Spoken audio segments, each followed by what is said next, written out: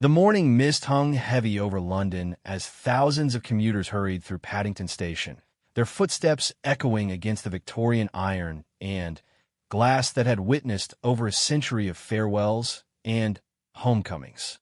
But on this November morning, something was different. The usual rush of modern life seemed to slow, as if the very air carried the weight of remembrance.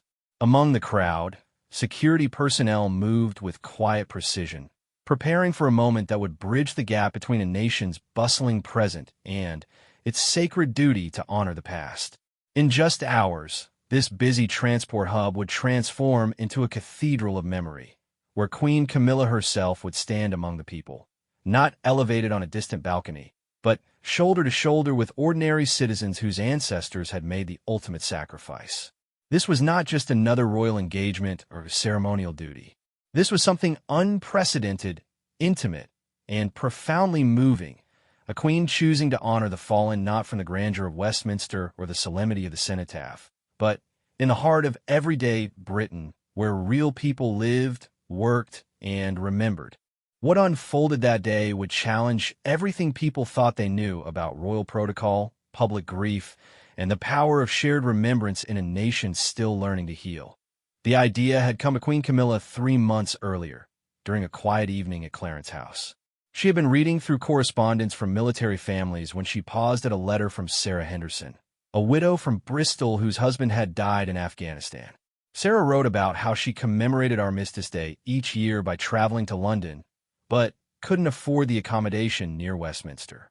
Instead, she would arrive at Paddington Station early in the morning, find a quiet corner, and hold her own private ceremony of remembrance before catching the train home. I sit there among all the rushing people, Sarah had written, and I think about how Tom would have loved to see London so alive, so free. That's what he died for, isn't it? For life to go on, for people to have ordinary days, to catch trains to see their families. Sometimes I think Paddington Station is more sacred than any cathedral because that's where real life happens. Camilla had read that letter 3 times that evening, each time feeling a deepening conviction that something needed to change about how they honored remembrance. The traditional ceremonies were beautiful and necessary, but they were also distant, formal, removed from the everyday lives of the people whose sacrifices had made those ordinary days possible. She shared the letter with King Charles during their morning walk through the gardens at Highgrove the following weekend. Charles, who had spent years championing causes that brought the monarchy closer to ordinary people, listened intently as Camilla explained her growing certainty that this year's Armistice Day needed to be different. The war generation is disappearing, Charles, she said, stopping beside the lavender beds that reminded her of her grandmother's garden. Soon, all we'll have left are their children and grandchildren, and then their great-grandchildren. How do we keep their memory alive if we only remember them in marble halls and behind velvet ropes? How do we make remembrance real for a generation that books train tickets on their phones and drinks coffee from paper cups? Charles understood immediately. His own military service had taught him that the most profound moments often came not during formal ceremonies, but in quiet conversations with fellow servicemen, in the shared understanding that passed between people who had experienced loss, fear, and the fierce protection of something greater than themselves. The king's private secretary, Sir Clive Alderton, was less enthusiastic when they presented the idea to him the following Monday. Security concerns, protocol questions, the challenge of crowd control in one of London's busiest transport hubs. The list of complications seemed endless. But Camilla had made up her mind, and those who knew her well recognized the quiet determination that meant she would not be swayed. We're not talking about a public event, she explained to the skeptical officials gathered in the private sitting room at Clarence House. This is about creating space for people to remember naturally, organically, as they go about their daily lives. We want to honor the fallen where life actually happens, not just where ceremony happens. The Archbishop of Canterbury, Justin Welby, proved to be an unexpected ally when Camilla called to discuss the theological implications of holding a remembrance ceremony in a commercial space. Some of the most sacred moments in the Gospels happen in marketplaces, on roadsides, in boats, he reminded her. Jesus didn't wait for people to come to the temple. He met them where they were. Planning began in earnest in September, with a small team sworn to secrecy working to coordinate with Network Rail, the British Transport Police, and local veterans organizations. The challenge wasn't just logistical, it was emotional and symbolic. How do you create a moment of sacred remembrance in a space designed for movement, for the constant flow of arrivals and departures? Camilla found her answer during a reconnaissance visit to Paddington Station on a drizzly Tuesday morning in early October. Dressed in a simple raincoat and headscarf, accompanied only by a single protection officer, she walked through the station like any other traveler. She watched commuters hurrying to catch trains, tourists consulting maps, families saying goodbye at the departure boards. But she also noticed other things. An elderly man in a regimental tie, sitting quietly on a bench, staring at nothing in particular. A young woman in military uniform, traveling home on leave, helped with her heavy kit bag by strangers who asked no questions. A group of school children on a trip, their teacher pointing up at the Victorian architecture and explaining how the station had been built in the 1850s, how it had seen soldiers departing for 2 world wars. This is already a place of remembrance, Camilla realized, watching these small, unnoticed moments of connection and memory. We're not bringing remembrance here. We're just making visible what's already happening. The final plan was elegantly simple. On Armistice Day, 2024, Queen Camilla would arrive at Paddington Station at 10:30 a.m., 30 minutes before the traditional 2-minute silence at 11 a.m. She would not arrive with fanfare or formal announcement. Instead, she would simply be there, like any other traveler, carrying a simple poppy wreath and wearing the service medals that had belonged to her late father, Major Bruce Shand. The only preparation would be a small area near Platform 1, where a temporary memorial would be set up, not grand or imposing, but intimate and accessible. Local veterans groups had been quietly invited, along with military families from across London. But the invitation was open. Anyone who found themselves at Paddington Station that morning, anyone who wanted to participate in a moment of remembrance, would be welcome. Word spread slowly, carefully through military networks and veterans organizations. The media were informed, but asked to respect the intimate nature of the gathering. This wasn't a photo opportunity or a publicity event. This was something more personal, more real. As October gave way to November, Camilla found herself thinking often about Sarah Henderson's letter, about the woman who held her private ceremony of remembrance in a busy train station, because that's where she felt closest to the life her husband had died to protect.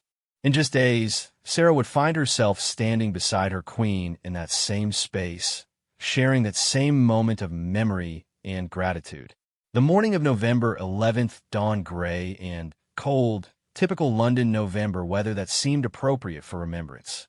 As Camilla prepared to leave Clarence House, she thought about the soldiers who had left from Paddington Station over the decades, heading for ships that would take them to foreign wars. She thought about the families who had waited on those same platforms for trains bringing home survivors, and for news of those who would never return. Today, she would stand where they had stood, remember where they had hoped and feared and loved.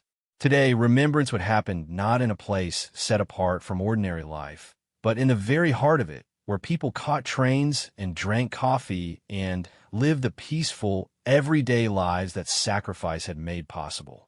The Queen Consort adjusted the simple black coat she had chosen for the morning, touched the medals on her chest that had once rested on her father's, and prepared to step into history, not as a distant figure performing ceremony, but as a woman sharing in the nation's deepest and most sacred act of collective memory. The first sign that something extraordinary was happening at Paddington Station came at 9:45 a.m., when regular commuters began noticing men and women in military uniform appearing throughout the concourse. They weren't assembled in formation or making any formal announcements.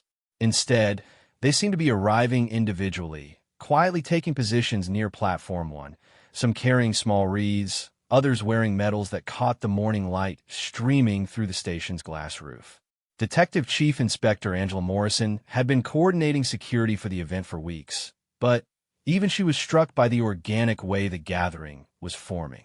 Unlike typical royal events with their carefully choreographed crowds and designated viewing areas, this felt more like a natural convergence of people drawn together by shared purpose rather than official invitation.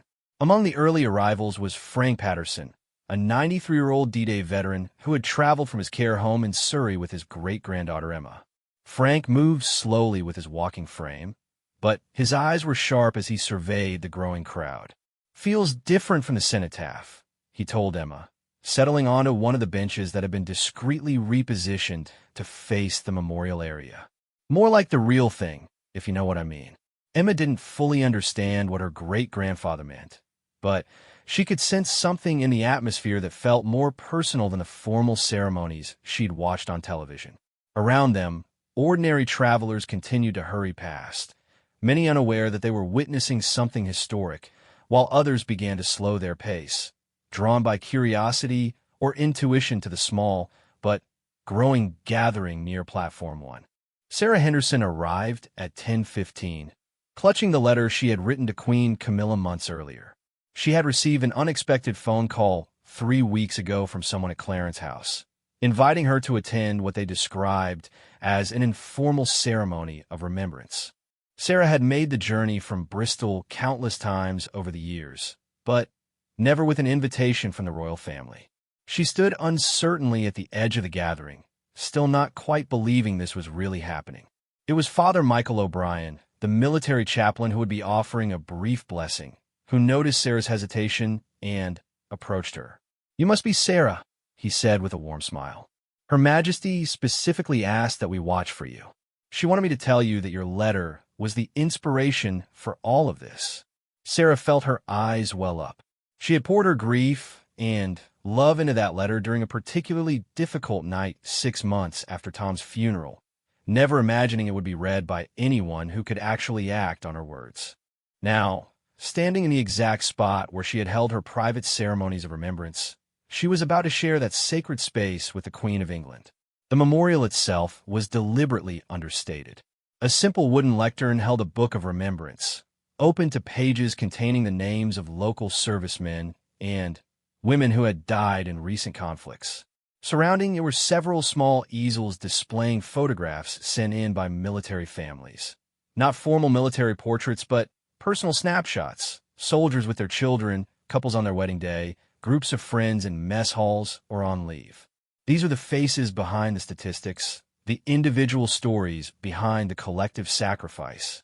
At 10:25, a quiet ripple of recognition moved through the crowd as Queen Camilla's car pulled up to the Parade Street entrance. She emerged wearing a simple black wool coat and a small cluster of poppies, her father's medals clearly visible on her chest. There was no fanfare, no red carpet or ceremonial guard.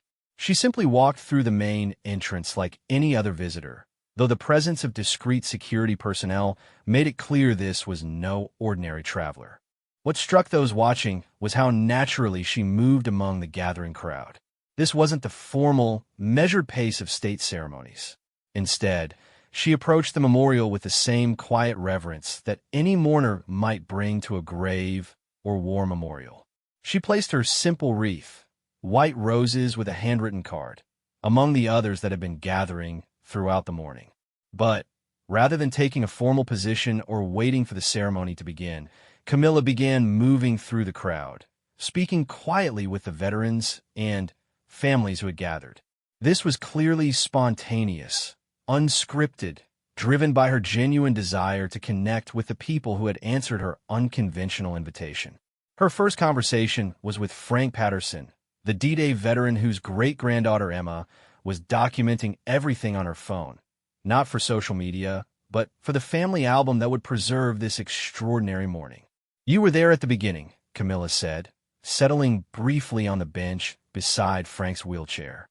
"Thank you for your service, and thank you for being here today." Frank's response was characteristically direct. "This is how it should be, Your Majesty. Among the people, where the remembering really happens." too much pomp and circumstance makes people forget we're talking about real blokes who never came home to their moms. The simplicity and honesty of the exchange set the tone for what followed. This wasn't going to be a formal ceremony with speeches and protocol. This was going to be something more like a family gathering, where stories were shared and memories honored in the natural flow of conversation. Camilla moved next to Sarah Henderson, guided by Father O'Brien's discreet signal. The moment when the Queen Consort met the woman whose letter had inspired this entire gathering was captured by a single photographer from the Press Association. But the image that would later appear in newspapers worldwide couldn't convey the intensity of the brief conversation between them. "Your husband would be proud," Camilla said simply, taking Sarah's hands in hers. "Not just of your remembrance, but of the life you've built, the way you've kept going. That's the real victory, isn't it? The ordinary life that goes on." Sarah found herself telling the Queen about Tom's love of trains, how he had proposed to her on a platform at Bristol Temple Meads, how they had planned to take the Orient Express for their 10th wedding anniversary, a trip that never happened because he deployed to Afghanistan 8 months after their 9th. "He would have loved this," Sarah said, gesturing at the controlled chaos of the busy station around them. "All this life, all these people going places, having adventures. That's what he was fighting for, really." As 11 a.m. approached, the crowd had grown to perhaps 200 people, a mix of invited guests and curious travelers who had been drawn into the gathering. Network Rail had discreetly adjusted the public announcement schedule to ensure that the station would be as quiet as possible during the 2-minute silence. But they hadn't stopped normal operations entirely. Trains continued to arrive and depart. People continued to travel. Life continued to flow around the island of remembrance that had formed near Platform 1. Father O'Brien took his position at the small lectern at 10:58. He had been given no formal script, no list of readings or prayers. Instead, he had been asked to simply provide a spiritual framework for the shared moment of remembrance that was about to unfold. His words would be brief, personal, authentic, matching the tone that Queen Camilla had established with her informal interactions throughout the morning. The station's great clock, installed when Paddington was first built in the 1850s, showed 10:59. Around the memorial, conversations gradually faded to whispers, then to silence. But it wasn't the enforced quiet of formal ceremony. It was the natural hush that falls over any group of people preparing to share something sacred. In 60 seconds, the most unconventional Armistice Day ceremony in recent royal history would begin, not with trumpets and fanfare, but with the simple recognition that remembrance belongs not in marble halls, but in the living heart of everyday life. Queen Camilla stood among her people, not elevated above them, prepared to honor the fallen in the place where life continued, where journeys began and ended, where the ordinary miracle of freedom played out every day in 1,000 small acts of hope, love, and human connection. At exactly 11 a.m., the station's great clock began to chime, its deep bronze notes echoing through the Victorian iron and glass architecture that had witnessed countless partings and reunions over more than a century and a half. Father O'Brien had spoken only briefly, his words simple and direct. "We gather not to mourn the past, but to honor the gift of the present, purchased with sacrifice we can never fully comprehend." As the 11th chime faded into silence, something extraordinary happened. The 2 minutes that followed would be remembered by everyone present as one of the most profound experiences of communal remembrance they had ever witnessed. The silence that settled over Platform 1 was not complete. This was, after all, a working railway station. In the distance, the rumble of trains continued. Announcements echoed faintly from other platforms, and the everyday sounds of London carried on. But within the circle of remembrance that had formed around the simple memorial, a different kind of quiet descended. Not the absence of sound, but the presence of shared reverence. Queen Camilla stood with her head bowed, her father's medals catching occasional flashes of light from the station's great glass roof. She was thinking, as she often did during such moments, of the letters she had received over the years from military families. But Today, surrounded by the living presence of those families, the abstract concept of sacrifice became intensely personal. To her left stood Colonel James Weatherby, recently retired from the Household Cavalry, who had lost 3 men under his command in Iraq. His wife Margaret stood beside him, her hand resting gently on his arm in the gesture that had become their private signal during difficult moments.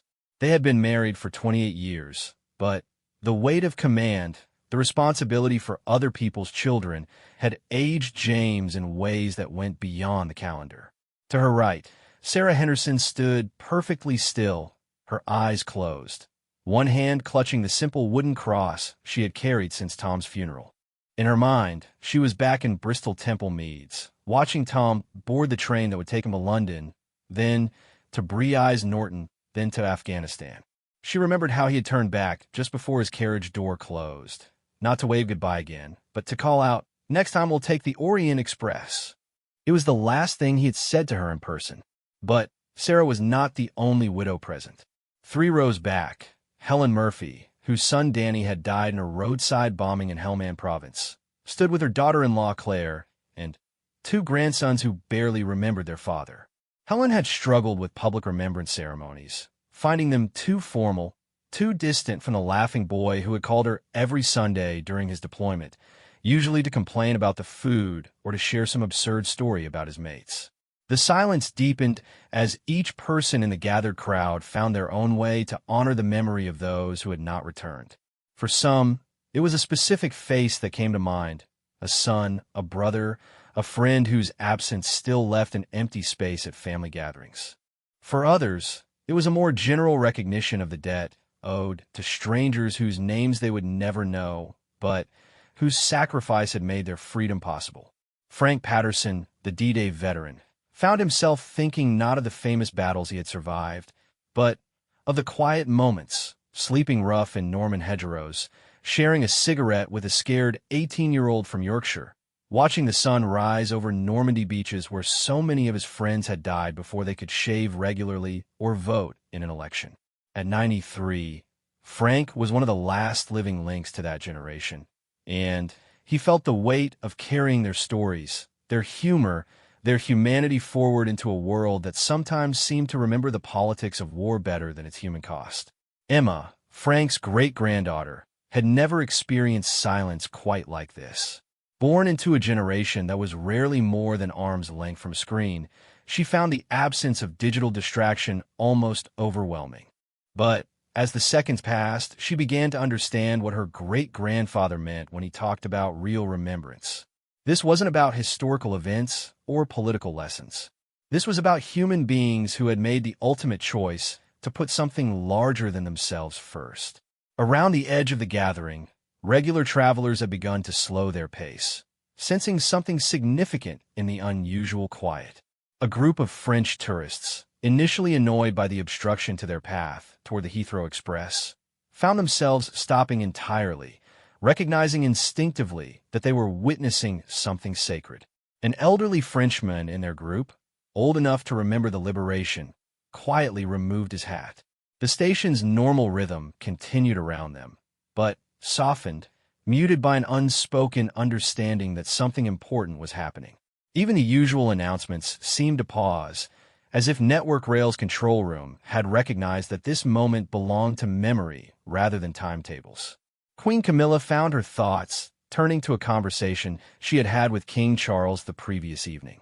They had been discussing whether this departure from traditional protocol was appropriate, whether remembrance required the formal dignity of established ceremony. Perhaps, Charles had said, the highest honor we can pay to those who died for freedom is to remember them in freedom, not bound by protocol, but guided by genuine feeling. Standing now in the heart of everyday London life, surrounded by people whose losses were real and immediate rather than historical and abstract, Camilla understood what her husband had meant. The soldiers who had died in 2 world wars in Korea and the Falklands in Iraq and Afghanistan had not died to preserve ceremonial tradition.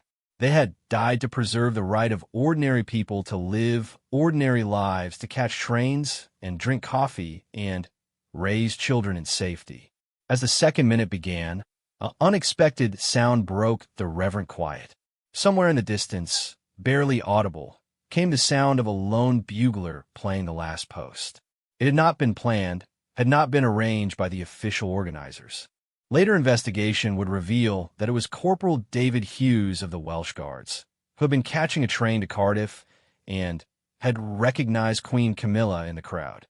Without permission or instruction, he had found a quiet corner of the station and begun to play, adding his tribute to the collective act of remembrance. The haunting notes of the last post, echoing through Paddington's Victorian architecture, seemed to give voice to everything that had been felt but not spoken during the silence. The melody, written to mark the end of military duty for the living, had long since become the soundtrack of grief for the dead. But here, in this place of journeys and meetings, it seemed to speak also of continuation of the ongoing life that made sacrifice meaningful. As the final notes faded, the second minute of silence concluded not with a formal signal or ceremonial gesture, but with the natural resumption of breath, movement, and quiet conversation. People began to stir, to look up, to meet each other's eyes with the slightly awkward recognition that they had shared something profound and private with strangers. Queen Camilla was the first to move, approaching the memorial to lay a second, smaller wreath, this one made from poppies grown in her own garden at Highgrove. But as she bent to place it among the growing collection of tributes, something unprecedented happened. Sarah Henderson stepped forward and, without ceremony or permission, placed her own simple wooden cross beside the Queen's offering. The gesture was immediately understood by everyone present. This was not about royal privilege or formal hierarchy. This was about shared grief, shared gratitude, shared recognition that remembrance belongs to all of us equally. Within moments, others began to step forward with their own small tributes, a photograph, a medal, a letter, a child's drawing of a soldier. The silence was over, but the ceremony was just beginning to reveal its true meaning. What followed the formal 2-minute silence was something that no royal event organizer could have planned or predicted. As people began to place their personal tributes alongside the official wreaths, conversations began to spark naturally throughout the gathering. It was as if the shared experience of remembrance had created a temporary community, bound together by the universal human experiences of loss, love, and the struggle to honor those who were no longer present. Queen Camilla, rather than making a formal exit as protocol might normally dictate, found herself drawn into these spontaneous conversations. The first was with 8-year-old Mia Williams, who had approached the memorial with a drawing clutched in her small fist. The picture, created with careful attention to detail in crayon and marker, showed a soldier in uniform standing beside a train. "That's my daddy," Mia explained to the Queen, her voice carrying the matter-of-fact tone that children often use when discussing profound loss. "He went away on a train like this one, but he didn't come back. Mummy says he's watching the trains from heaven now." Mia's mother, Jessica, stood nearby with tears in her eyes, unsure whether to interrupt her daughter's conversation with the Queen or let this extraordinary moment unfold naturally. Jessica's husband, Lieutenant Peter Williams, had been killed by an improvised explosive device during his second deployment to Afghanistan 3 years earlier. Mia had been 5 at the time, old enough to understand that Daddy was gone, but young enough to process that loss through drawings, stories, and the kind of magical thinking that helps children make sense of the impossible. Camilla knelt down to Mia's eye level, a gesture that was captured by photographers, but was clearly driven by genuine emotion rather than awareness of the cameras. "He looks very handsome in your picture," she said, "and very proud. Do you think you would like it if we put your drawing here with all these flowers?" Mia nodded solemnly and placed her artwork carefully at the base of the memorial. The image would later become one of the most reproduced photographs from the day, not because of its technical quality, but because it captured something essential about the nature of remembrance across generations. The conversation with Mia opened the floodgates for other personal interactions. Seeing their Queen engaged so naturally with ordinary people sharing their stories, others in the crowd began to approach, not seeking formal audience, but simply offering to share the memories they carried. Colonel James Weatherby found himself describing his 3 lost soldiers to a woman he had never met before, Sarah Henderson, who had initiated the conversation by asking about the medals on his chest. "They were all somebody's son," he said, unconsciously echoing words that had been spoken about war casualties for generations. Marcus was 22, wanted to be a teacher when he got out. Jamie was 24, engaged to a girl from Yorkshire who still sends me Christmas cards. And Simon. His voice caught. Simon was 19, lied about his age to join up early. His mother never forgave me for letting him volunteer for that final patrol. Sarah listened with the attention of someone who understood that these weren't just statistics being recited, but names and faces that haunted dreams, birthdays that were still marked with empty chairs, promises that would never be kept. She shared her own story in return. Tom's proposal at Bristol Temple Meads, their dreams of the Orient Express, the last phone call 3 days before he died when he had described the stars over Helmand Province, and promised to take her camping in the Lake District when he got home. These exchanges were happening throughout the crowd, creating an intricate web of shared experience and mutual understanding. Helen Murphy found herself talking with Emma Patterson, Frank's great-granddaughter, about the challenge of preserving memory across generations. "Danny was so funny," Helen said, pulling out her phone to show photos of her son. "Always making everyone laugh. Always the first to volunteer for the dangerous jobs because he said someone had to do it. Might as well be someone who enjoyed the adventure. But how do I help his boys remember that? How do I keep his humor alive for children who barely remember his voice?" Emma, documenting everything for the family archive that would preserve this day for future generations, found herself thinking about the responsibility of memory. Her great-grandfather Frank was one of the last living connections to D-Day, to a generation that had faced down fascism and rebuilt Europe from ruins. Soon, the burden of remembering would pass to her generation, and then to her children, becoming more abstract with each passing decade until finally, the immediacy of personal loss faded into historical fact. But watching the conversations unfolding around her, Emma began to understand that remembrance wasn't really about preserving specific facts or individual stories. It was about maintaining the capacity for sacrifice, for putting something larger than yourself first, for believing that some things are worth dying for, because they make life worth living. Father O'Brien, who had been moving quietly through the crowd offering pastoral comfort where it seemed needed, found himself in conversation with a young soldier on leave. Private Marcus Thompson, 20 years old, scheduled to deploy to Estonia as part of NATO's enhanced forward presence in the spring. Marcus had come to Paddington Station that morning simply to catch a train home to Birmingham for a weekend visit with his family. Finding himself accidentally included in this gathering had stirred complex emotions he wasn't sure he knew how to process. "It's different when they have names and faces," Marcus told the chaplain, gesturing toward the memorial covered with photographs and personal tributes. "During training, they teach you about honor and duty and service, but it's all abstract. This," he paused, searching for words, "this makes it real. These people really died. They really left families behind. And someday maybe, Father O'Brien agreed, gently. But maybe not. And in the meantime, you serve so that other people can have mornings like this, ordinary mornings where they catch trains to visit family, where children draw pictures of their fathers, where strangers can become friends over shared stories. That's not abstract, Marcus.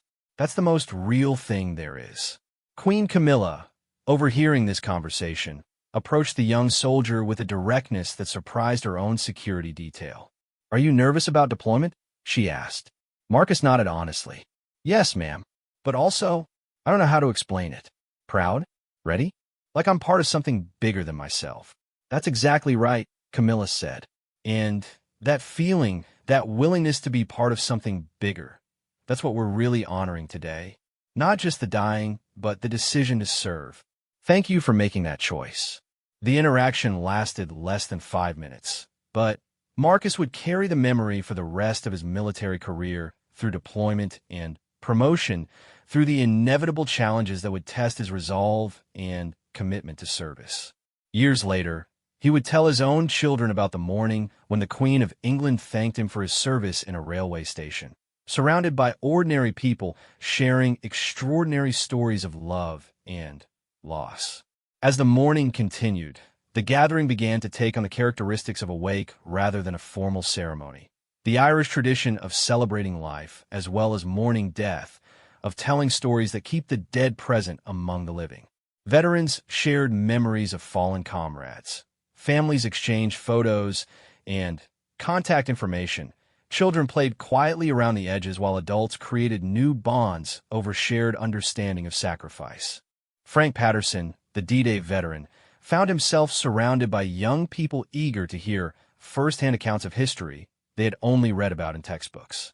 But Frank, with the wisdom that comes from 9 decades of life, deflected questions about battles and strategy to talk instead about the men he had served with, their homesickness, their humor, their small acts of kindness that had nothing to do with military objectives and everything to do with human decency under pressure. "We weren't heroes," he insisted to his impromptu audience. "Heroes are in the books and films. We were just lads who were scared and far from home, trying to do our jobs and look after our mates." The heroic part wasn't the fighting. The heroic part was afterward, choosing to build something better, choosing to forgive enemies, choosing to believe that the world could be different. These conversations, these unexpected connections between strangers bound by shared values and common grief, represented something that formal ceremonies often struggle to achieve. This was remembrance not as obligation or duty, but as natural human community, as the organic expression of gratitude and love that keeps memory alive across generations. The morning was transforming from a royal engagement into something far more significant, a demonstration that remembrance belongs not to institutions or ceremonies, but to people willing to share their stories, their losses, their hopes for a future worthy of the sacrifices that had made it possible. Noon, the informal gathering had grown to nearly 400 people, but rather than becoming chaotic or unwieldy, it seemed to organize itself around natural clusters of conversation and shared experience. Network rail staff, initially concerned about crowd control and platform access, found themselves quietly adjusting schedules and directing passenger flow to accommodate what everyone recognized was becoming something historically significant. Station manager David Shunn, who had worked at Paddington for 15 years and seen everything from royal visits to emergency evacuations, later described the scene as unlike anything in his experience. "It wasn't a crowd in the usual sense," he explained to colleagues. "It was more like a very large family gathering. People were looking after each other, making space for newcomers, sharing stories and tissues and even sandwiches. I've never seen anything like it in a public space." Queen Camilla seemed reluctant to leave, understanding instinctively that her departure would signal the end of this extraordinary morning. She had been scheduled to return to Clarence House by 11:30 a.m. for a lunch with Commonwealth High Commissioners. But as the conversations continued around her, she quietly authorized her private secretary to reschedule the official engagement. This decision, which would later be analyzed by constitutional experts and protocol specialists, was driven by Camilla's recognition that she was witnessing something unprecedented in modern royal history. A completely organic gathering of people united not by invitation or obligation, but by genuine shared purpose and mutual understanding. Her final substantial conversation of the morning was with a group of military families who had arrived together from Aldershot. Led by Carol Stevens, whose husband had been killed in Iraq 15 years earlier, the group had made annual pilgrimages to various remembrance ceremonies, but had never experienced anything quite like this mixing of formal royal presence with informal human connection. "This feels right," Carol told the Queen, gesturing toward the continuing conversations around them. "All the other ceremonies are beautiful, but they're also distant, you know? This feels like remembering the way we actually do it at home. Talking about them, sharing stories, keeping them real." Camilla nodded, understanding exactly what Carol meant. The traditional ceremonies at the Cenotaph and Westminster Abbey served important national functions, providing the pomp and dignity appropriate to state remembrance. But they could also feel removed from the daily reality of grief and memory, the ongoing process of living with loss, and finding ways to honor sacrifice in the context of ordinary life. That's exactly what we hope for, Camilla replied. Remembrance that feels personal, that happens in the middle of real life rather than separate from it. Your husband, all of them, they died so that life could continue, so that people could catch trains and see family and have ordinary mornings like this one. The conversation was interrupted by 8-year-old Mia Williams, who had returned to the memorial with another drawing. This one showing Queen Camilla kneeling beside her earlier picture. Mia had worked on it during the intervening hour, sitting cross-legged on the station floor with crayons borrowed from Emma Patterson, Frank's great-granddaughter. "I drew you too," Mia announced with the confidence of childhood, presenting her artwork to the Queen. "Because you came to see Daddy with me, and that was nice." The second drawing would later hang in Clarence's house, not in any formal gallery or reception room, but in Camilla's private study, where it would remind her daily of why this departure from protocol had mattered, why remembrance needed to happen in train stations as well as cathedrals, among children as well as dignitaries. As 12:30 p.m. approached, Camilla knew she could delay her departure no longer. But rather than making a formal exit with fanfare and ceremony, she chose to leave the way she had arrived, quietly, naturally, like any other visitor whose purpose had been fulfilled. Her last act was to sign the Book of Remembrance, but not with the formal Camilla or that marked official documents. Instead, she signed simply Camilla and added a brief message, "For all who remember, and all who are remembered, with gratitude and love." The signature became immediately symbolic of everything the morning had represented, the breaking down of barriers between official duty and personal feeling, between royal formality and human authenticity, between remembrance as obligation and remembrance as love. As she moved through the crowd toward her car, Camilla paused for final words with several of the people she had met. To Sarah Henderson, she said simply, "Tom would be proud of you, and proud of today." To Frank Patterson, she offered, "Thank you for carrying their stories forward." To young Marcus Thompson, the soldier about to deploy, she added, "We'll be thinking of you." But perhaps the most significant exchange was with Father O'Brien, who had provided the spiritual framework for the morning's events. "This is how it should be, isn't it?" Camilla asked. "Remembrance as celebration of life, not just mourning of death. Community, not just ceremony. This is how it always has been, really," the chaplain replied. "In parishes and neighborhoods, wherever people gather to remember loved ones. Today we just made visible what usually happens in private. We brought the sacred into the ordinary, which is where it belongs." As Camilla's car pulled away from Paddington Station at 12:45 p.m., the gathering didn't immediately disperse. Instead, it continued for another hour, evolving naturally from royal engagement to community memorial, from formal ceremony to organic celebration of memory and connection. Frank Patterson remained until nearly 2 p.m., surrounded by young people eager to hear his stories, but also by other veterans comparing experiences across different conflicts and generations. The conversations range from specific memories of lost friends to broader discussions about the meaning of service, the nature of sacrifice, and the responsibility of memory. Sarah Henderson found herself exchanging contact information with several other military widows, creating the foundation for ongoing friendships that would provide mutual support through the difficult anniversaries and milestones that mark the calendar of grief. The community that formed spontaneously around remembrance would continue beyond this single morning, sustained by the recognition that shared understanding makes individual loss bearable. Young Marcus Thompson, the soldier scheduled for deployment, left with a notebook full of email addresses and promises to stay in touch. The veterans he had met became informal mentors, offering guidance and support that supplemented his formal military training with the wisdom that comes from lived experience of service and sacrifice. Mia Williams and her mother Jessica departed with invitations to several upcoming military family gatherings integration into a community they hadn't known existed, support networks that would help them navigate the ongoing challenges of growing up without a father while maintaining connection to his memory and values.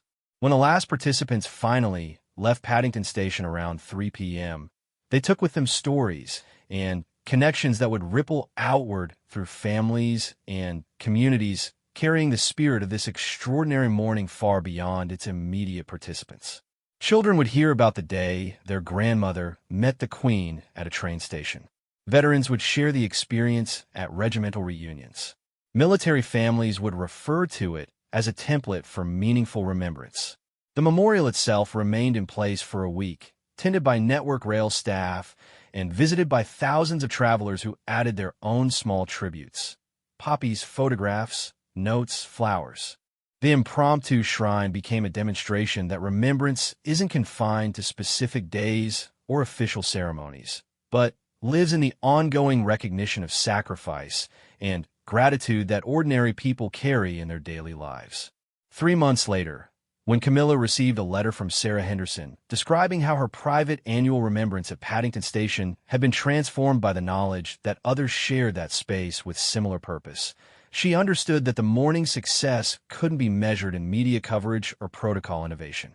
It was measured in human connection, in the healing power of shared story, in the recognition that remembrance belongs to all of us equally.